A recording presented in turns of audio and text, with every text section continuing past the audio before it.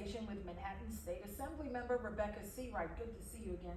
Thank you, Cheryl, and it's great to be back on your show. Thank you, and we have a lot to talk about this time. We're going to talk about New York's first ever master plan for aging, and I want to put on the screen some of the bullet points about this. Governor Hochul launched it just a few weeks ago, and this is important for senior citizens in New York to take note of, because this plan is going to hopefully improve everything from basic necessities to housing, and of course preserve dignity and independence for older New Yorkers. Tell us more, because you are the chair of the Committee on Aging, so you know all about this. Well, thank you, Cheryl. As an assembly member representing parts of the Upper East Side and Roosevelt Island, I have in Manhattan the largest concentration of senior citizens in my district in Manhattan. So I'm particularly pleased to be chairing the Aging Committee in the state legislature, and I want to commend Governor Hochul and all the stakeholders and state agencies and my colleagues on the master plan that was recently released. This past budget cycle, we invested $45 million in seniors and elderly, and it's the biggest, largest investment in over 10 years that we've seen.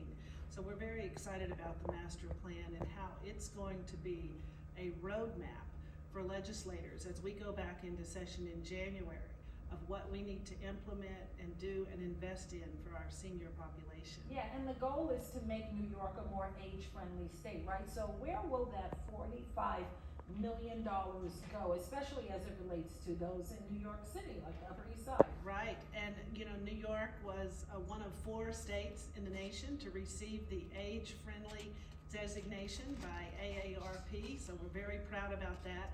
This $45 million is going to invest in seniors. It's going to provide more caregiving services, more community-based organizations. It's going to be administered by our local government departments on aging, and we're very excited that this is a huge investment, a milestone for our senior population. So with the cuts coming out of Washington, it is disgraceful.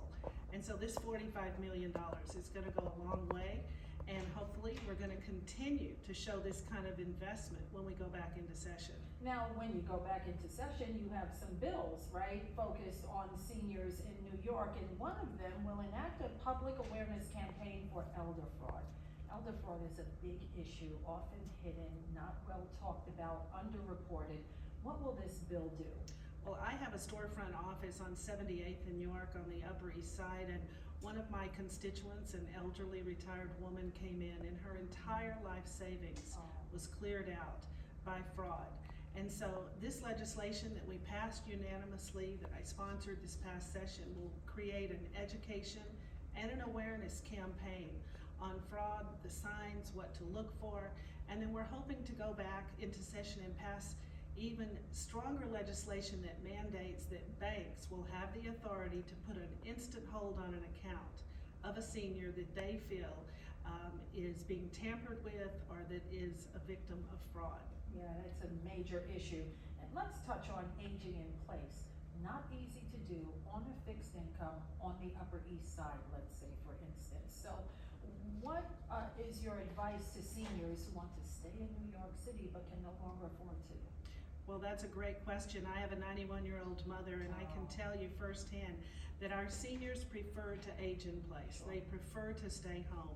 It costs the government 30% less to keep a senior in their home than in an assisted living facility or a nursing home.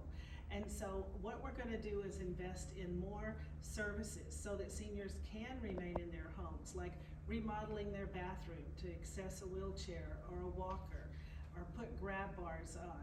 The New York Foundation for Senior Citizens has a contract with the government to provide free transportation services to doctor's appointments. It's not income-based, and our seniors can take advantage of a lot of services that we're offering now in the home so that they can age in place. Yeah, and this population is growing larger every year, right? It certainly is. Okay.